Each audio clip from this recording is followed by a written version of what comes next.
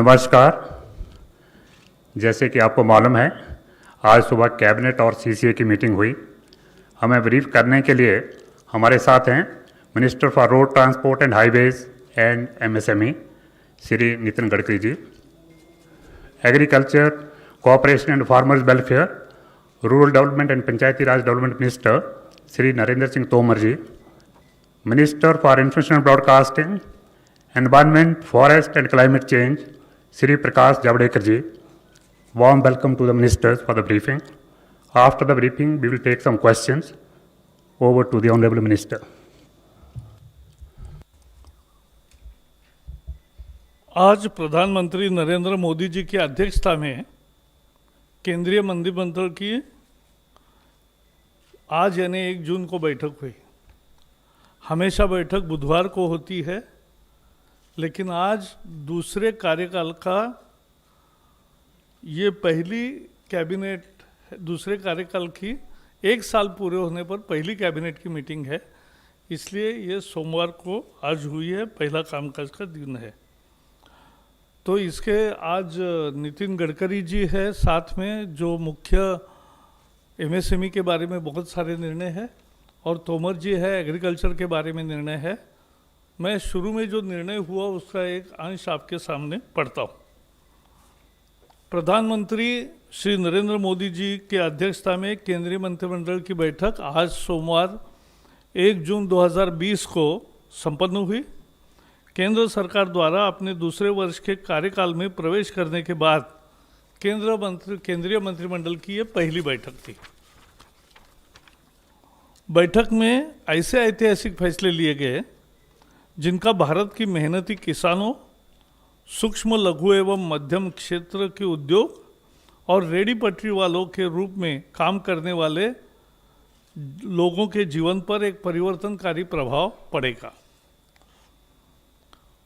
सूक्ष्म, लघु एवं मध्यम उद्यम, जिन्हें लोकप्रिय रूप से एसएमए कहा जाता है, एमएसएमई, भारतीय अर्थव्यवस्था की रीढ़ है।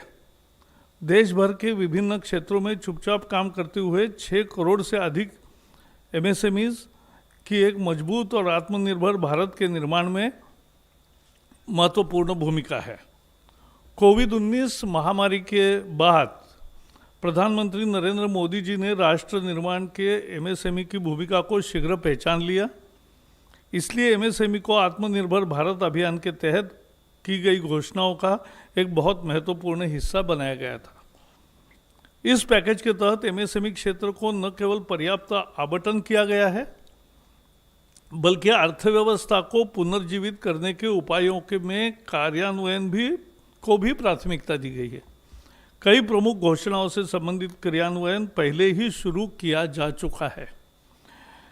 केंद्र सरकार ने आज आत्मनिर्भर भारत पैकेज के तहत अन्य घोषणाओं के प्रभावी क्रियान्वयन के लिए रोडमैप भी तैयार किया है। ये महत्वपूर्ण है और इसमें शामिल है एमएसएमई की परिभाषा में परिवर्तन है। ये व्यवसाय करने को आसान बनाने की दिशा में एक और कदम है और ये एमएसएमई क्षेत्र के निवेश को आकर्षित करने और अधिक नौकरियां पैदा करने में भारत में मदद करेगा। जो एमएसएमई संकट में है उनको इक्विटी सहायता प्रदान करने के लिए अधीनस्थ ऋण के रूप में 20,000 करोड़ रुपए का प्रावधान का प्रस्ताव आज कैबिनेट द्वारा औपचारिक रूप से अनुमोदित किया गया। इससे 2 लाख ऐसे जो संकट में है ऐसे एमएसएमई को फायदा होगा। एमएसएमई के लिए 50,000 करोड़ रुपए के इक्विटी निवेश का प्रस्ताव भी पहली दफा हुआ है। ये एमएसएमई को ऋण इक्विटी अनुपात के प्रबंधन और उनकी क्षमता वृद्धि में मदद करने के लिए एक ढांचा तैयार करेगा। यह उन्हें स्टॉक एक्सचेंज में सूचीबद्ध होने का अवसर भी प्रदान करेगा। इस तरह की सहूलत पहली दफा मिल रही है एमएसएमई उद्योगों को। एमएसएमई की परिभाषा में बढ़ोतरी और परिवर्तन किया है।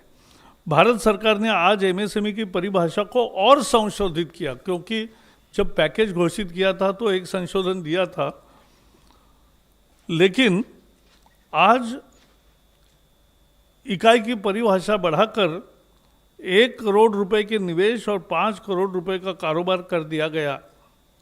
लघु इकाई की सीमा बढ़ाकर 10 करोड़ रुपए का निवेश और 50 करोड़ रुपए का टर्नओवर कर दिया गया है।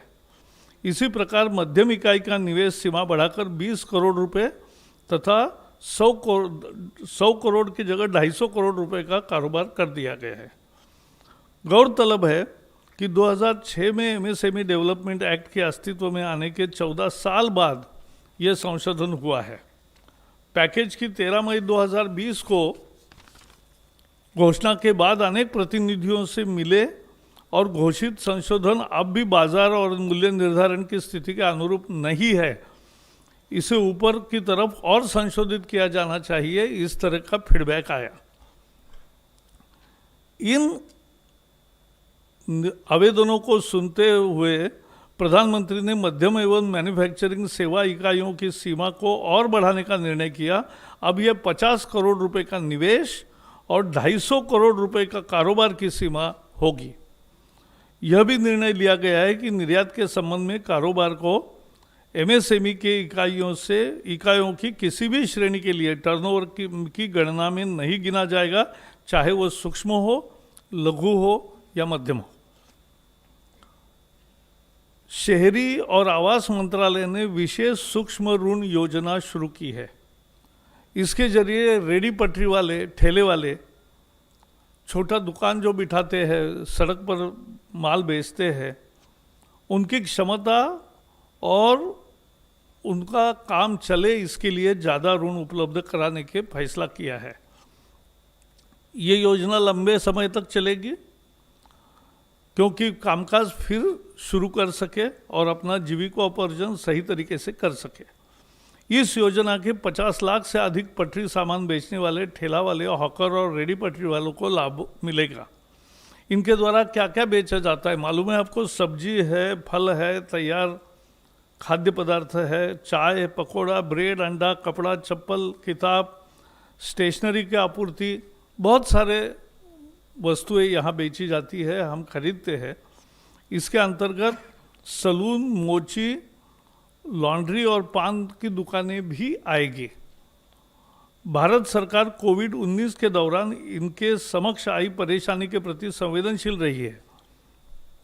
इसी के तहत इन्हें तत्क्षण सहयोग हेतु ये ऋण की योजना शुरू की गई है ताकि अविलंब ये अपने व्यापार को गति दे सके।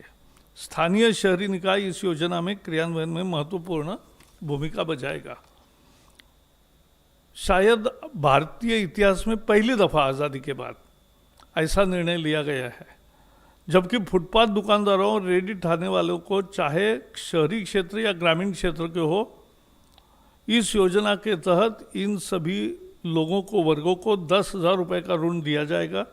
इसे वो मासिक किस्तों में अधिकतम 1 वर्ष के अंदर वापस लौटा सकते। समय पर भुगतान करने को वालों को 7% वार्षिक ब्याज सब्सिडी के रूप में लाभार्थी के बैंक खाते में जमा कर दी जाएगा। इसमें किसी तरह का दंड का प्राविधान नहीं है। इस पहल से इन वेंडरों एवं अन्य विक्रेताओं को आर्थिक उन्नयन में मदद मिलेगी। इस योजना के क्रियान्वयन में किसी तरह की कठिनाई ना हो तथा जिन्हें इसका लाभ मिलना है उन तक यह सही ढंग से पहुँचे, इसके लिए मंत्रालय, बैंक एवं स्वयं सहायता समूह की अहम जिम्मेदारी एवं भूमिका तय की गई है। साथ ही इसके क्रियान्वयन में पारदर्शिता रहे, इसके लिए पोर्टल, मोबाइल ऐप भी तैयार किए गए हैं।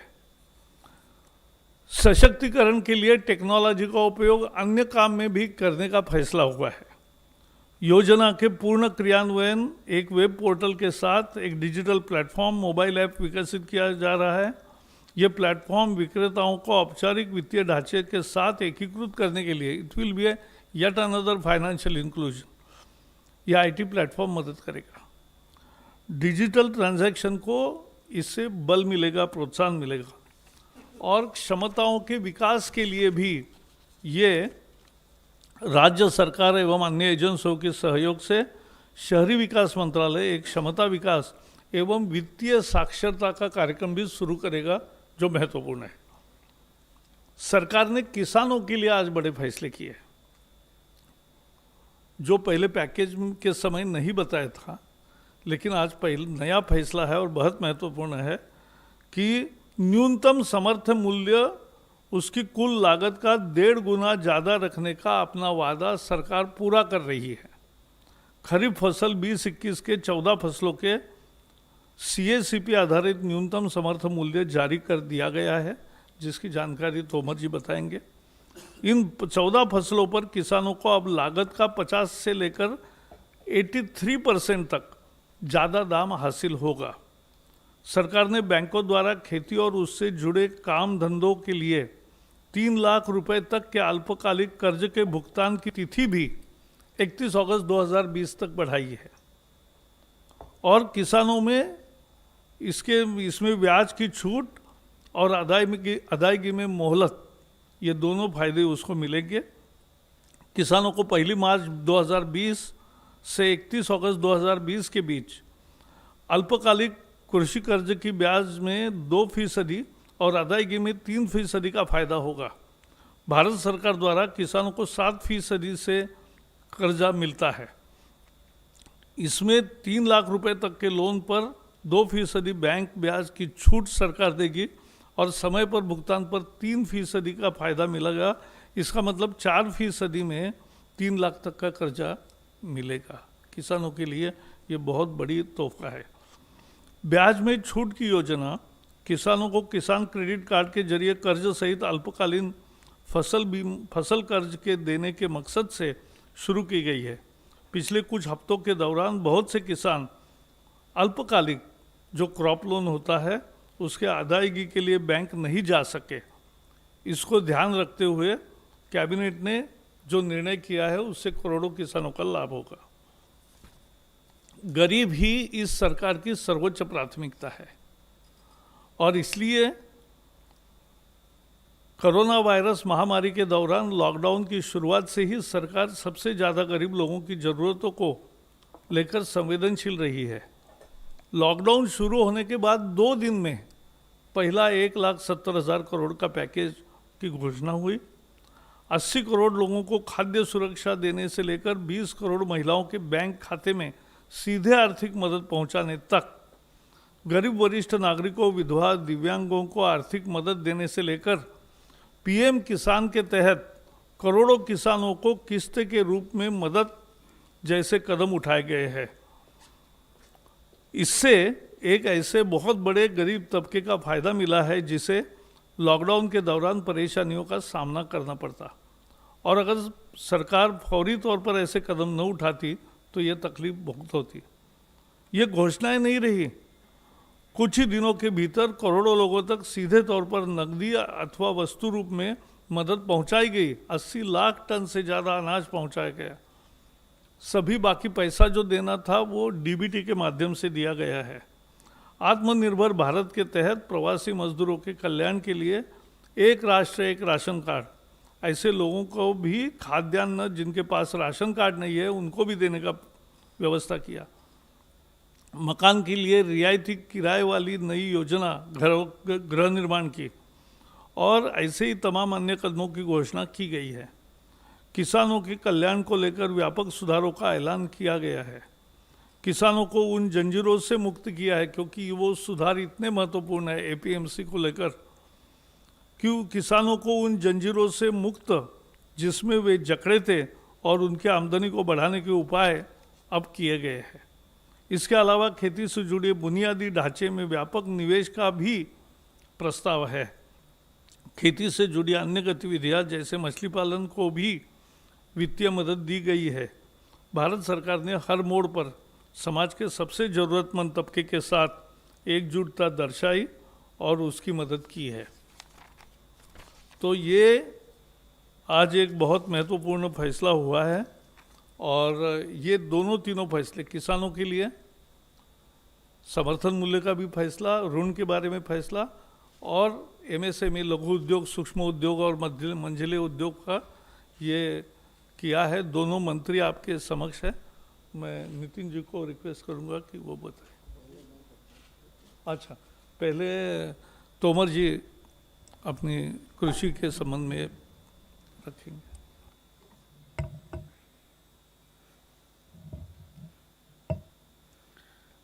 माननीय नितिन गडकरी जी, माननीय प्रकाश जावड़ेकर जी और उपस्थित मित्रों, आज मंत्रिपरिषद की बैठक माननीय प्रधानमंत्री जी की अध्यक्षता में संपन्न हुई और उस बैठक में विभिन्न मंत्रालयों से संबंधित आम आदमी को राहत और मदद देने की दृष्टि से निर्णय किए गए। उन निर्णयों की कुछ झलक माननीय प्रकाश जी ने अपने वक्तव्य में दी है। मैं उनकी बात को थोड़ा आगे बढ़ाना चाहता हूँ। आप सभी और सारा देश इस बात का साक्षी है कि वायरस का संकट के समय भी जब लॉकडाउन रहा, उस समय भी भारत सरकार और प्रधानमंत्री जी की प्राथमिकता पर गांव और गरीब किसान निर्णयों के केंद्र में हमेशा रहा।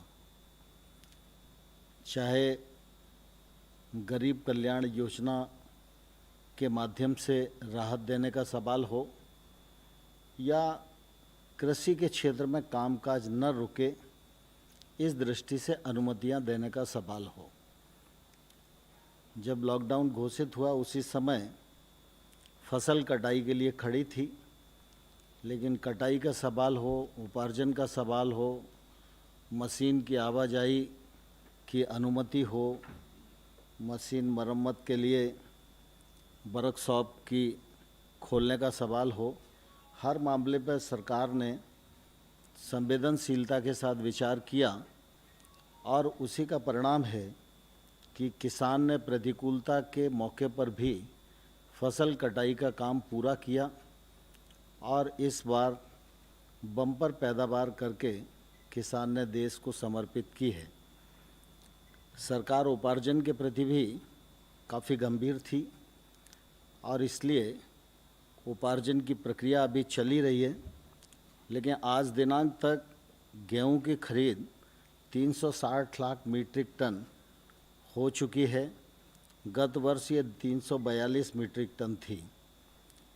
धान की खरीद 95 लाख मीट्रिक टन हो चुकी है। गत वर्ष यह 90 लाख मीट्रिक टन थी। दलहन और तिलहन की खरीद अभी चल रही है और अभी 16.07 लाख मीट्रिक टन खरीद हुई है। ये गत वर्ष 15 लाख मीट्रिक टन थी। आप सबके ध्यान में है कि 18-19 में सरकार ने एक निर्णय किया था कि किसान को उसके उत्पादन में लागत का कम से कम 50% मुनाफा मिलना चाहिए। स्वामीनाथन साहब ने एक अध्ययन के बाद अपनी रिकमेंडेशन की थी और ये रिकमेंडेशन काफ़ी देश में घूमती रही, लेकिन माननीय प्रधानमंत्री नरेंद्र मोदी जी के नेतृत्व में इन रिकमेंडेशनों को स्वीकार भी किया गया और अमल भी किया गया। और पिछले बार रबी की जो दरें घोषित की गई थी, उन्हीं दरों पर ये जो मैंने बताया कि उपार्जन का काम हुआ है। आज फिर कृषि लागत एवं मूल्य आयोग की जो रिकमेंडेशन हैं 14 फसलों के लिए वो आ गई हैं, मंत्रिपरिषद के समक्ष विचाराधीन थी और आज मंत्रिपरिषद ने उनको अपनी स्वीकृति प्रदान कर दी है। जैसे धान को देखेंगे तो लागत का 50% अधिक मुनाफे को ध्यान में रखते हुए 1868 यह घोषित की गई है।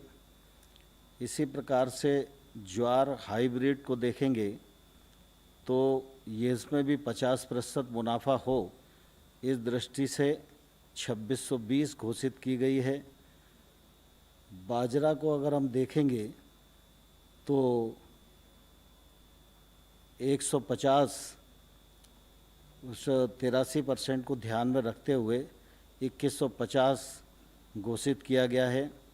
ऐसे ही रागी में 50% की वृद्धि है, मक्का में 53% की वृद्धि है, तूर अरहर में 58% की वृद्धि है, मूंग में 50% की वृद्धि है, उड़द में 64% की वृद्धि है, मूंगफली में 50% की वृद्धि है, सूरजमुखी में 50% की वृद्धि है, सोयाबीन में 50% की वृद्धि है, तिल में 50% की वृद्धि है, राम तिल में 50% की वृद्धि है और कपास में 50% की वृद्धि है। यह जो कृषि लागत और मूल्य आयोग है, यह सामान्य तौर पर एक पूरा मैकेनिज्म बना हुआ है जिसमें वो लोग मिलकर कृषक की उत्पादन में जो लागत आ रही है और लागत के समय जो जो चीज़ें उपयोग होती हैं, चाहे वो बीज की कीमत हो, खाद की कीमत हो, मानव का श्रम हो, बैल का श्रम हो, मशीन का खर्चा हो, डीजल हो, बाकी सारी चीज़ों को जोड़कर वो ये तय करते हैं कि लागत कितनी आ रही है और उसके ऊपर समर्थन मूल्य कम से कम 50% और उससे अधिक, जैसे मैंने 64 भी बताया, 83 भी बताया, इतना प्रतिशत उसमें बढ़ा है। इसका लाभ निश्चित रूप से किसानों को बड़ी मात्रा में अगले बार होने वाला है। इसी प्रकार से अभी ब्याज छूट स्कीम के बारे में माननीय प्रकाश जी ने जिक्र किया था, तो ये ब्याज छूट योजना भारत सरकार की है। बैंकों का ब्याज हम लोगों को मालूम है कि 9% है। भारत सरकार 2% की अपनी तरफ से सब्सिडी देती है, तो 7% ब्याज पर किसान को कर्ज मिलता है और अगर किसान समय पर उसको चुका दे तो 3% की सब्सिडी उसे और मिलती है। तो ऐसे कुल मिला के अगर समय पर किसान अपना फसली ऋण चुकाने में सफल होता है तो किसान को 4% ब्याज पर कर्ज मिलता है। इस बार आपको ध्यान है कि 31 मार्च भी लॉकडाउन की स्थिति में था, तो उस समय हम लोगों ने सोचा कि 31 मई तक शायद ये ठीक ठाक स्थिति आ जाएगी, लेकिन अभी भी सामान्य स्थिति नहीं है और इसलिए पहले चरण में 31 मई तक उनको छूट दी थी कि वो अपना पैसा जमा कर दें, लेकिन अभी भी ऐसी स्थिति है कि कई जगह खरीद का काम भी चल रहा है, कई जगह बैंक में जाना थोड़ा दुर्लभ ही हो रहा है। इसलिए किसानों के हित में माननीय प्रधानमंत्री जी ने इस तिथि को बढ़ाकर अब 31 अगस्त कर दिया है। 31 अगस्त तक जो किसान अपने ऋण की अदायगी करेगा उसको 4% ब्याज पर ही कर्जा मिलेगा। मैं समझता हूँ ये किसानों के लिए निश्चित रूप से बहुत बड़ी राहत है और इस दिशा में प्रधानमंत्री जी निरंतर सोचते भी रहते हैं। गत वर्ष का भी अगर हम देखेंगे तो सब्सिडी के रूप में 28,000 करोड़ रुपया किसानों के हित में इस कार्यक्रम के अंतर्गत हर किसान की जेब में जाता है। तो इस बार ये थोड़ा और ज़्यादा भी हो सकता है, लेकिन पिछले बार 28,000 करोड़ रुपए की सब्सिडी प्रदान करने की स्थिति आई थी। तो यह ब्याज छूट योजना के अंतर्गत देश भर का किसान ये सोच रहा था कि 31 मार्च को नहीं हो पाया, फिर उसको आशा बंधी 31 मई, लेकिन 31 मई को भी वो अवसर नहीं आ पाया, तो इसलिए फिर 31 अगस्त तक की ये छूट प्रदान की गई है। यह निश्चित रूप से किसानों के लिए बहुत ही लाभप्रद रहेगी। मुख्य रूप से मुझे इतना ही कहना है, बाकी नितिन जी आए हैं अपने सूक्ष्म उद्योगों के बारे में जो बड़े निर्णय हुए हैं उसकी जानकारी। हमारे देश के जीडीपी में 29% कंट्रीब्यूशन एमएसएमई का है। हमारे देश का जो एक्सपोर्ट होता है वो 48% एक्सपोर्ट हमारे स्मॉल मीडियम और माइक्रो इंडस्ट्रीज़ के द्वारा होता है। हमारे देश में अभी तक 6 करोड़ एमएसएमई है और इसके आधार पर आज मोटे तौर पर जो आंकड़ेवारी उपलब्ध है उससे 11 करोड़ से ज़्यादा जॉब्स एमएसएमई ने दी है। इस एमएसएमई की कोई मूलभूत समस्या भी थी और आज प्रधानमंत्री जी की अध्यक्षता में काफ़ी अच्छे और बड़े निर्णय आज हुए हैं और निश्चित रूप से ये निर्णय देश के औद्योगिक विकास में बहुत ऐतिहासिक बदल करेंगे। आपको पता होगा कि 2006 में एक एक्ट पास करके एमएसएमई की व्याख्या की गई थी, और वो व्याख्या जो थी वो उसके बाद घोषणा और उसमें आज का बदल, 3 बातों की जानकारी मैं आपको दे रहा हूँ। एग्जिस्टिंग यानी सबसे पहले पुराना जो बात थी उसमें मैन्युफैक्चरिंग सेक्टर और सर्विस सेक्टर दोनों अलग किए गए थे, और उसमें माइक्रो सेक्टर में इन्वेस्टमेंट यानी टर्म लोन जो होता है, जिसमें इक्विपमेंट एंड फिक्स मशीनरी जो होती है, प्लांट एंड मशीनरी इक्विपमेंट, उसकी कॉस्ट वो माइक्रो में 25 लाख थी और टर्नओवर जो था वो 10 लाख का था।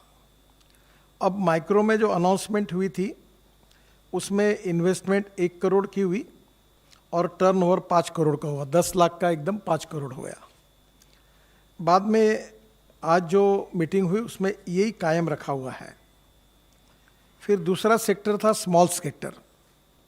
हाँ, एक नई बात हुई है कि इसमें जो मैन्युफैक्चरिंग एंड सर्विस सेक्टर है उसको दोनों को एक कर दिया है, ये अब अलग अलग नहीं रहे।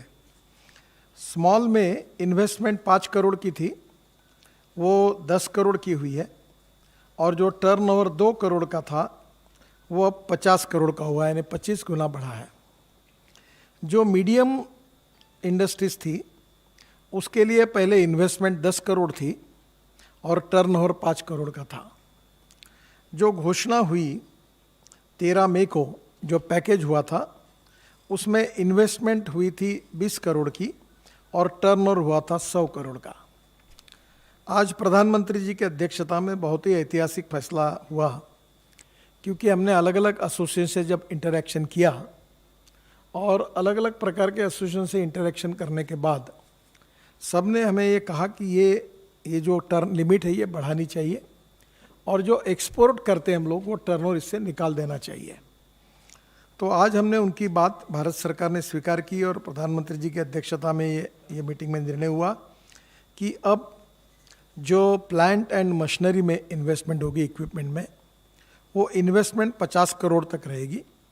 जो 20 करोड़ की घोषणा थी वो 50 करोड़ हो गई, और जो टर्नओवर था जो 100 करोड़ हुआ था वो 250 करोड़ रुपए हो गया। तो इसके कारण एमएसएमई को काफ़ी बड़ी राहत मिल जाएगी। ये बहुत बड़े प्रमाण पर इसका फ़ायदा हमारे इंडस्ट्री को होगा। पर यह करते समय इसके साथ और एक फैसला लिया गया कि चाहे माइक्रो हो, चाहे स्मॉल हो, चाहे मीडियम हो, वो जितना एक्सपोर्ट करेंगे वो एक्सपोर्ट का टर्नओवर इसमें नहीं पकड़ा जाएगा।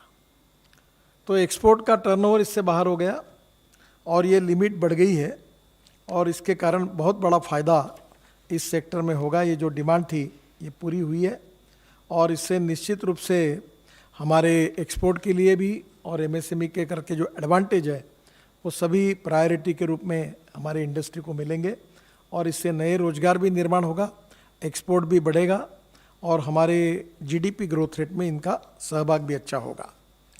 दूसरे 2 महत्वपूर्ण निर्णय जिसके बारे में आज फिर से डिटेल में उसका भी प्रस्ताव कैबिनेट ने मंजूर किया। रिजर्व बैंक ने एक यूके सिन्हा कमेटी अपॉइंट की थी, उन्होंने 2 रिकमेंडेशंस उनके भी उस समय थे। आज उसके ऊपर आज हमारे मीटिंग में फाइनल उसका निर्णय हुआ है। 2 थे, एक डिस्ट्रेस एसेट फंड और दूसरा creation of fund for MSME.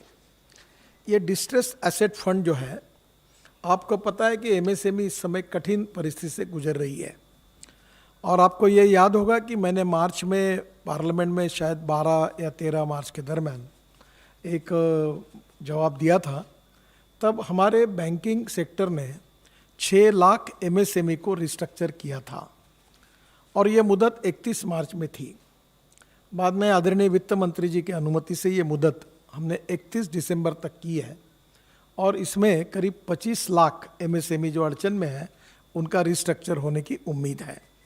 अब ये जो फंड ऑफ फंड हमने जो क्रिएट किया हुआ है, ये बहुत ही आधार पर जो कमज़ोर एमएसएमई है, जो आर्थिक दृष्टि से एनपी अकाउंट हो गया है, बंद पड़ी हुई है, उनके कारण सबसे बड़ा इसका रिस्ट्रक्चरिंग करने के लिए उसका उपयोग होगा, उससे वो इंडस्ट्री वायबल हो जाएगी। ये डिस्ट्रेस्ड एसेट फंड जो बनाया गया है ये 4000 करोड़ का है, जिसके लिए आज अनुमति मिली है।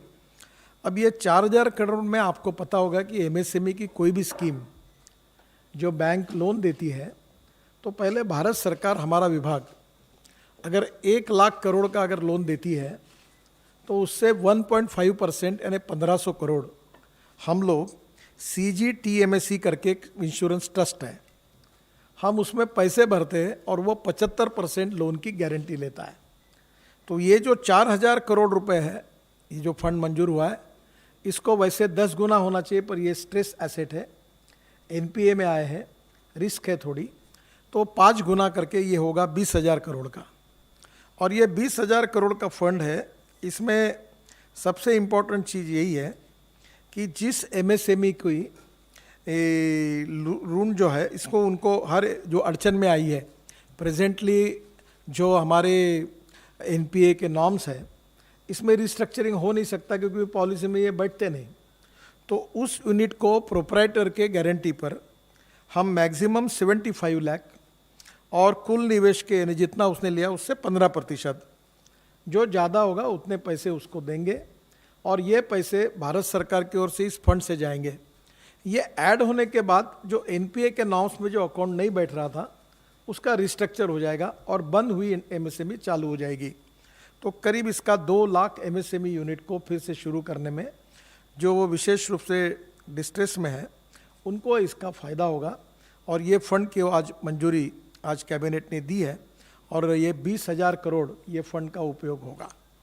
दूसरा इम्पोर्टेंट निर्णय ऐसा हुआ है कि विशेष रूप से आपको पता है कि हमारे बड़े इंडस्ट्री जो होती है, जो आप 3 बातों में वर्ल्ड में इकोनॉमी में चर्चा होती है, इंश्योरेंस इकोनॉमी, पेंशन इकोनॉमी और शेयर इकोनॉमी। और ये जो बड़े इंडस्ट्री है, इनके शेयर स्टॉक एक्सचेंज में लोग लेते हैं, खरीदते हैं, ये आपको पता है। MSME को ये सहूलियत नहीं थी, तो अभी हमने एक 10,000 करोड़ का शुरुआती योगदान दिया है और इस फंड को बाकी के फंड ऐड करके ये 50,000 करोड़ का फंड बनेगा। और जो MSME एक्सपोर्ट करती है, जिनका टर्नओवर अच्छा है, GST रिकॉर्ड अच्छा है, आपको याद होगा कि बीच में नेशनल स्टॉक एक्सचेंज मुंबई में मैंने 20 MSME को कैपिटल मार्केट के लिए उसका लॉन्चिंग किया था। तो अब कुछ MSME हज़ार करोड़ का एक्सपोर्ट करती है, उन्हें बैंक के ऊपर डिपेंड होने की कोई आवश्यकता नहीं है, तो हम उनको पहले ही उनके फंड के लिए हम उसमें हमारी इक्विटी खरीदी करेंगे। वो मैक्सिमम 15% है, जो भी है उसकी फंड उसमें हम खरीद सकते हैं और ये इक्विटी के कारण उनको स्ट्रेंथ मिलेगी। और फिर वो जब स्टॉक एक्सचेंज में जाएंगे तो उनका जो 10 रुपये का शेयर है उसमें हमने खरीद लिया, तो उस ताकत में देगी उसको। और उसके बाद में उसका शेयर कभी 25 का होगा, कभी 30 का होगा, कभी 40 का होगा। और शेयर मार्केट आपको पता है, तो जैसे वो शेयर अगर 30-40 का होगा तो हम अपने शेयर बेच देंगे और फिर हम वापस आ जाएंगे और दूसरे को पैसे देंगे। तो इस प्रकार से जो अच्छे यूनिट्स हैं, जिनका बैलेंस शीट अच्छी है, जिनका टर्नओवर अच्छा है, जिनका रेटिंग अच्छा है और जिनका GST record, turnover record bank का अच्छा है, ऐसे लोगों को हम क्राइटेरिया करके इस प्रकार का मार्केट में जिनका लिस्टिंग हो सकता है, ऐसे MSME को हम पूरा ताकत देंगे और इसके कारण ये भी एक बहुत बड़ी स्ट्रेंथ मिल जाएगी। इससे एक्सपोर्ट भी बढ़ेगा और ये यूनिट भी स्ट्रांग बनेगी। तो ये 2 फंड है, creation of fund for MSME, जिसका आज 50,000 करोड़ की शुरुआत होगी और ये रिवॉल्विंग फंड होते होते मैं थोड़ा ऑप्टिमिस्टिक सोचता हूँ 3-4 साल में ये 2 लाख करोड़ भी हो सकता है। तो ये एक को दिया, एक से निकाला, दूसरे को दिया, दूसरे से तीसरे को दिया, धीरे धीरे हमारी MSME ये शेयर मार्केट की तरफ, स्टॉक एक्सचेंज की तरफ जाएगी और जो अच्छा परफॉर्मेंस दिखाएंगे उनको बाहर से फिर जनता उसमें निवेश करेगी और ये एक बहुत अच्छा गेटवे इसके कारण ओपन हुआ है। तो ये दोनों निर्णय फंड्स के बारे में, एक डिस्ट्रेस एसेट फंड और दूसरा ये फंड ऑफ फंड, और उसके साथ MSME की डेफिनेशन बदलने का जो निर्णय हुआ है, ये अपने आप में आज तक के इतिहास में, ये 2006 में था, बहुत बार ये डेफिनेशन बदलने के प्रयास किए गए थे पर वो संभव नहीं हुए। इस बार पूरी तरह प्रधानमंत्री जी ने इसको पूरा सपोर्ट किया, वित्त मंत्री जी ने किया और मैं MSME मंत्री होने के नाते देश के तमाम उद्योजकों की ओर से, जो डिपार्टमेंट सबसे ज़्यादा रोजगार निर्माण करता है, जो डिपार्टमेंट सबसे ज़्यादा एक्सपोर्ट में कंट्रीब्यूट करता है और जो डिपार्टमेंट देश की वेल्थ में बैकबोन है, ऐसे डिपार्टमेंट में इन लोगों को स्ट्रांग करने का एक बहुत इम्पॉर्टेंट पहल आदरणीय प्रधानमंत्री जी ने की है। इसके बहुत अच्छे परिणाम आने वाले समय में, इस संकट के समय में निश्चित रूप से उपयोगी होंगे और आएंगे। मैं प्रधानमंत्री जी का बहुत बहुत अभिनंदन इस विभाग का मंत्री होने के नाते इन तीनों निर्णय के लिए करता हूँ। बहुत धन्यवाद नितिन जी। रेडी पटरी वालों के लिए जो पहली दफ़ा ऐसी स्कीम बनी है कि 10,000 रुपये उनको बहुत सहूलत से ऋण मिलेगा, उस योजना का नाम भी तय हुआ है। वो है PM Svanidhi, prime minister street vendors Atmanirbhar Nidhi. PM Svanidhi, prime minister street vendors Atmanirbhar Nidhi. सो ये एक नाम दिया गया है और मुझे पूरा विश्वास है कि पीएम स्वनिधि बहुत लोकप्रिय होगा।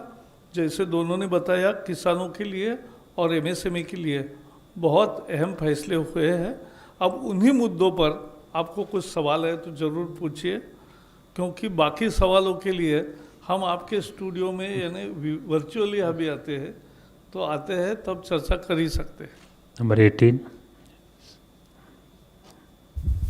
गडकरी साहब, मेरा सवाल ये है कि जो एमएसएमई की परिभाषा 250 करोड़ रुपए की गई है और इमरजेंसी क्रेडिट गारंटी जो स्कीम थी उसमें 100 करोड़ रुपए की बात की गई थी, तो क्या 250 करोड़ रुपए वालों को भी फ़ायदा मिलेगा? और दूसरा सवाल ये है कि डिस्ट्रेस फंड में रेट ऑफ इंटरेस्ट क्या होगा? 1 जुलाई से ये व्याख्या, क्योंकि हमारी सॉफ्टवेयर और मैंने जल्दी करने की कोशिश की थी, पर वो साधारणतः इसको पूरा ये करने के लिए 1 जुलाई से, आज ऑर्डिनेंस पर मैंने फाइल पर सही कर दी है, कल उसका और ये निकल जाएगा नोटिफिकेशन, गैजेट नोटिफिकेशन।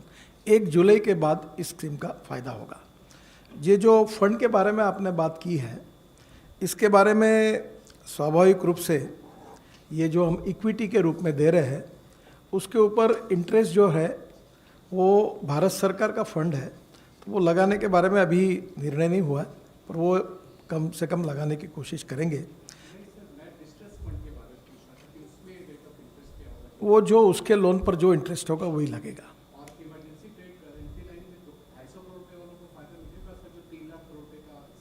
देखिए, वो जो 3 लाख करोड़ जो फंड हमने दिया है, वो जिनका 100 करोड़ तक टर्नओवर है और जिनको 25 करोड़ के टर्म लोन है, उन्हीं को 3 लाख करोड़ का फायदा होगा। ये 250 करोड़ और ये विदाउट कोलैटरल, ये आपको 20% लोन मिलेगा और उस पर जो उसके अकाउंट पर इंटरेस्ट होगा वही मिलेगा। 20% एडिशनल लोन मिलेगा। मतलब स्पष्ट है कि 250 करोड़ वाले इसमें नहीं आएंगे?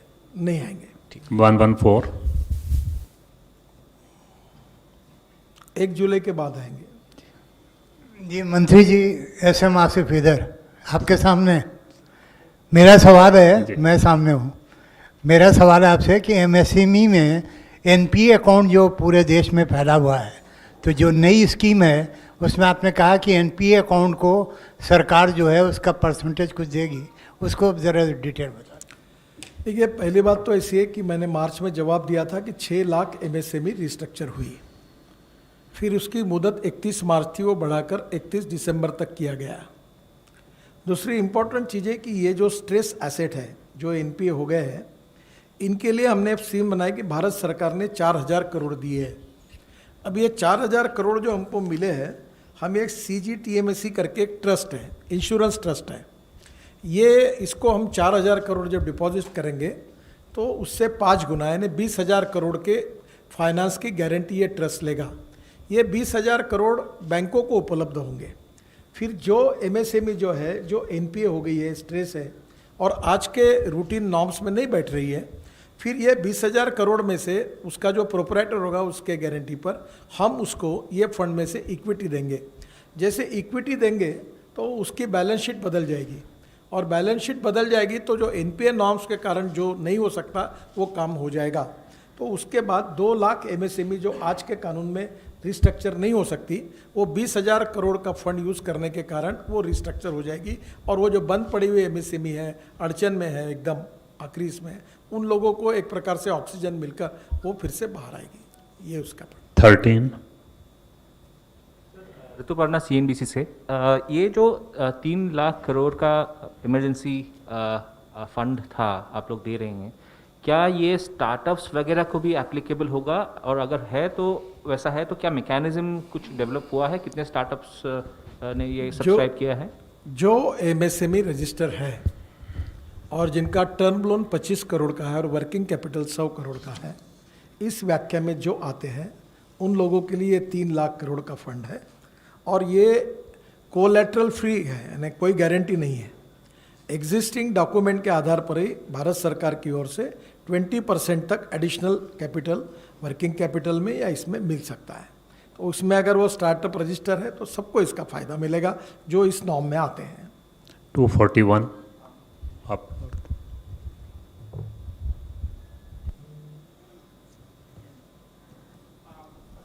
तो बर सर, जैसा कि आपने कहा कि किसानों को जो सुविधा दी गई थी वो पहले 31 मई तक दी गई थी, अब उसे 31 अगस्त तक कर दिया गया था। तो क्या हम ऐसा मान के चले कि जो सरकार सोच रही थी कि पहले मई तक या जून तक कोरोना पर नियंत्रण कर लिया जाएगा, अब उस डेट को 31 अगस्त तक कर दिया गया है? कोई लिंक नहीं है, इसका कोई लिंक नहीं, आई थिंक।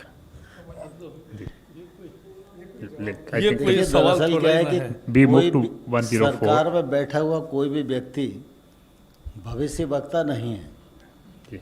संकट की जब परिस्थिति रहती है तो स्वाभाविक रूप से ये कोशिश की जाती है कि इस घड़ी में असुविधा तो होगी ही, लेकिन असुविधा कम से कम हो, और असुविधा को सुविधा में बदलना अगर सरकार के निर्णय के माध्यम से हो सकता है तो सरकार उस दिशा में निर्णय लेती है। पहले लगता था कि 31 मई तक आवाजाही शुरू हो जाएगी, किसान जमा कर देगा, लेकिन जब सब तरफ से फीडबैक आया कि अभी जमा करने में कठिनाई है और सरकार किसानों के प्रति प्रतिबद्ध है, उनके हितों के प्रति प्रतिबद्ध है, इसलिए 31 मई को बढ़ाकर 31 अगस्त किया। इसको इधर उधर जाके देखना मुझे लगता है उचित नहीं है। 104 सर, मैं लक्ष्मण CNBC आवाज़ से। मेरा सवाल ये है, किसानों के लिए आपने जो ऐलान किया है कर्ज पे ब्याज सस्ता करने का, तो जो किसान समय पे कर चुकाते हों उनको अतिरिक्त ब्याज में छूट देंगे, तो अब तक के रिकॉर्ड क्या कहता है, कितने किसान अतिरिक्त ब्याज में छूट के हकदार होंगे जो समय पर कर चुकाते हैं? और इससे जुड़ा दूसरा सवाल है कि आत्मनिर्भर पैकेज के दौरान सरकार ने APMC एक्ट की जगह नया कानून लाने का भी ऐलान किया था, वो कब तक हम इसको देख सकते हैं ज़मीन पर? कि ब्याज पर जो छूट की बात कही है, यह योजना पहले से जारी है और मैंने गत वर्ष का भी आंकड़ा आपके समक्ष रखा कि गत वर्ष ब्याज सब्सिडी के रूप में 28,000 करोड़ रुपए व्यय करने की स्थिति है। अगले बार जब ये परिस्थिति आएगी तो यह आंकड़ा और बढ़ सकता है। सामान्यतः अगर हम देखेंगे तो KCC के माध्यम से अभी किसानों के पास 4 लाख करोड़ रुपए का अल्पकालिक ऋण है और सरकार ने अभी जब पैकेज की घोषणा की थी और उससे पहले भी प्रधानमंत्री जी ने इस अभियान को चित्रकूट में घोषित किया था, तब यह कहा था कि हम KCC 100% किसानों को देंगे और अभी लगभग 6 करोड़ 65 लाख से अधिक किसान हैं जिनको इस स्कीम के अंतर्गत कवर किया गया है। 2.5-3 करोड़ किसान अभी ऐसे हैं जिनको इस स्कीम के अंतर्गत और कवर किया जाना है। पिछले दिनों जब फरवरी में इस अभियान की घोषणा की थी तो प्रधानमंत्री जी ने उस समय 15 दिन काम चला था, उसमें लगभग 75 लाख किसानों ने अपना एप्लीकेशन जमा किया था और उसमें लगभग 41 लाख किसानों की स्वीकृतियां भी बैंक ने कर दी थी और 22 लाख किसानों को ये पैसा दे भी दिया था। लेकिन उसके बाद ये लॉकडाउन हो गया तो बीच में गतिविधि थम गई है, लेकिन अभी पैकेज में भी इसकी घोषणा की गई है। हम अभियान चला के कोशिश करेंगे कि जल्द ही ये 2.5-3 करोड़ जो किसान बचे हुए हैं इनको KCC के कवर के अंतर्गत लाया जाए और ये सब आ जाएंगे तो लगभग 2 लाख करोड़ रुपया और नीचे किसानों के पास पहुंचेगा। और वैसे भी अगर इस स्कीम के अंतर्गत देखें और विभिन्न स्कीमों के अंतर्गत जो किसान ऋण लेते हैं, कुछ केसीसी के माध्यम से लेते हैं, कुछ सीधा भी बैंकों से अन्य स्कीम के माध्यम से और अपने प्रयोजनार्थक लेते हैं। तो ऐसा लगभग 9 करोड़ किसानों के पास 8 लाख करोड़ रुपया अभी बैंक के द्वारा दिया गया है और इस स्थिति को और आगे आने वाले कल में सरकार बढ़ाने वाली है। 50 एपीएमसी के विषय में आपको मालूम है कि बहुत दिन से लगातार इस बात की कोशिश की जाती रही है कि किसान जो एक तौर से बंधन में बंधा हुआ है अपने उत्पाद को बेचने के लिए, इसका खुलना और इसे आज़ाद करना ज़रूरी है। आमतौर पर पहले भी सरकारों ने प्रयत्न किए, लेकिन सरकार उस दिशा में आगे कुछ कर नहीं पाई और फिर नीति आयोग ने भी एक मॉडल एक्ट बनाया। उस एक्ट में भी राज्य सरकारों को भेजा गया, तो कुछ सरकारों ने उसको स्वीकार किया, किसी ने आंशिक रूप से स्वीकार किया। अभी बहुत सारी सरकारें हैं जो तेज़ी से उस पर काम कर रही हैं। 51 और पिछले दिनों आपने देखा कि जब लॉकडाउन की स्थिति हुई और उस समय ऐसा लग रहा था कि सोशल डिस्टेंसिंग, अगर मंडियां चालू होंगी उपार्जन के लिए थोड़ा ये मामला टूटेगा, तो केंद्र सरकार के कृषि मंत्रालय ने और गृह मंत्रालय ने एडवाइजरी जारी की थी सभी राज्यों को कि 3 महीने के लिए एपीएमसी एक्ट से हमें छूट देना चाहिए, जिससे कि किसान कोई भी कहीं भी अपना खरीद सके, बेच सके, तो सामाजिक दूरी भी बनी रहेगी और किसी प्रकार के खतरे का सामना भी नहीं करना पड़ेगा। कई राज्यों ने उसको भी किया, लेकिन लगातार केंद्र सरकार इस बात का विचार करती रही है कि ये खुलाव कैसे हो। और कृषि का विषय वैसे राज्य का विषय है, लेकिन ट्रेड का विषय तो केंद्र का है। और इसलिए आप आज भी अनुभव करेंगे कि सामान्य तौर पर ये बोतल बनाने वाला जो व्यक्ति है, इस बोतल को बनाएगा कहाँ, बेचेगा कहाँ और कितने पैसे में बेचेगा, इसका अधिकार उत्पादनकर्ता को है। लेकिन देश में किसान सबसे बड़ा उत्पादनकर्ता होने के बाद भी उसको उत्पादन का अधिकार है, उत्पादकता बढ़ाने का अधिकार है, परिश्रम करने का अधिकार है, पसीना बहाने का अधिकार है और प्राकृतिक प्रकोप की मार खाने का भी अधिकार है। लेकिन वो अपना उत्पाद कहाँ बेचेगा और कितने दाम पर बेचेगा, इसका अधिकार किसान को नहीं था। और इसलिए सरकार ने ये निर्णय किया कि हम ये अधिकार किसान को उपलब्ध कराएं। इसके लिए सेंट्रल एक्ट आने वाला है और उसकी कार्रवाई चल रही है। कुछ ही दिन में ये मूर्त रूप लेगा, तो ध्यान में आएगा कि ये किसानों की दृष्टि से बहुत ही क्रांतिकारी निर्णय हुआ है। I think it has been clarified, Prabhu. Just one point, sir. On this, will you bring an ordinance for this?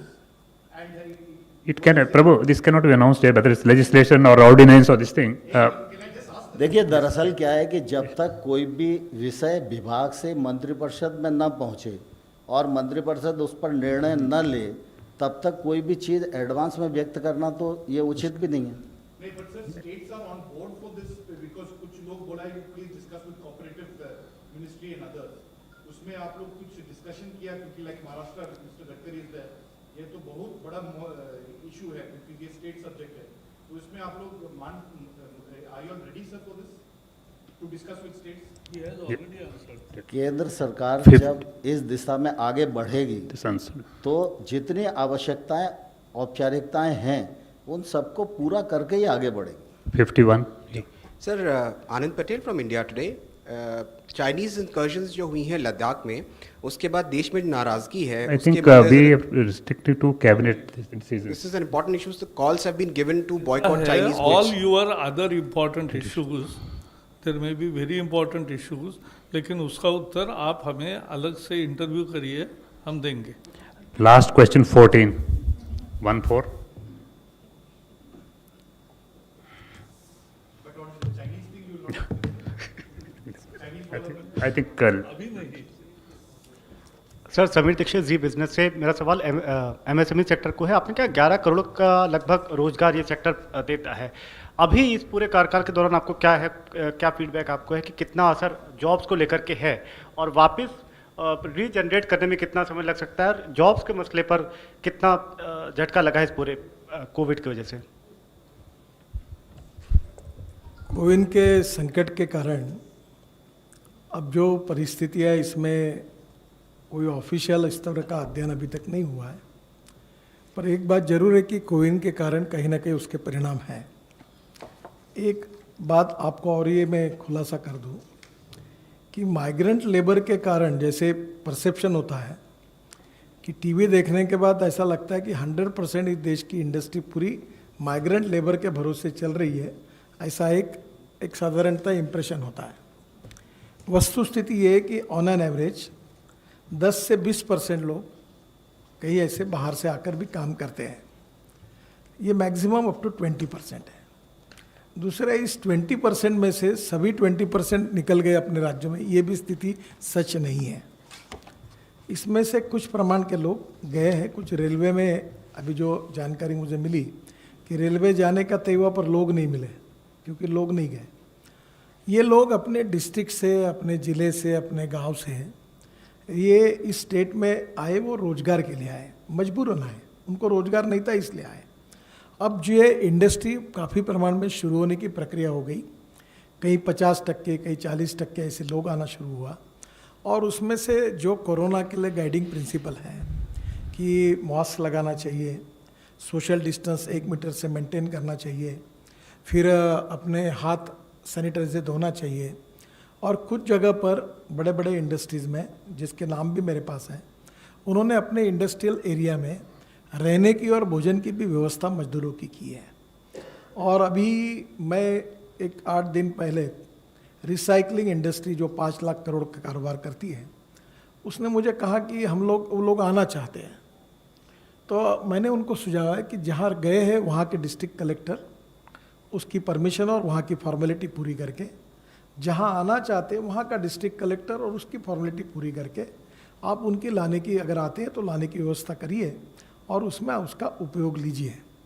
अब सरकार में, भारत सरकार ने, गृह विभाग ने, राज्य सरकार ने और उसके बाद वहाँ का डिस्ट्रिक्ट कलेक्टर, ऐसा लेकर सब प्रकार की बातों का क्लैरिफिकेशन दिया है और इंडस्ट्री अब शुरू भी हो रही है। मैं बहुत बार कहता हूँ कि now it is important for everybody to, कि भाई हम ये सीखें कि कोरोना वायरस के साथ हमारा art of living with corona virus. तो अब धीरे धीरे इंडस्ट्री में भी हमको वही उपाय करने पड़ेंगे। और मैं ये देख रहा हूँ कि पॉजिटिविटी के साथ और आत्मविश्वास निर्माण करने की आवश्यकता थी, वो कोशिश हम कर रहे हैं। और बड़े प्रमाण पर लोग कुछ वापस आने की भी स्थिति में, रोजगार शुरू हो रहा है, इंडस्ट्री भी शुरू हो रही है और धीरे धीरे उन नियमों का पालन करके हम काफ़ी बातों को रेगुलराइज करेंगे तो निश्चित रूप से उसके अच्छे परिणाम मिलेंगे। धन्यवाद sir, thank you very much friends, thank you.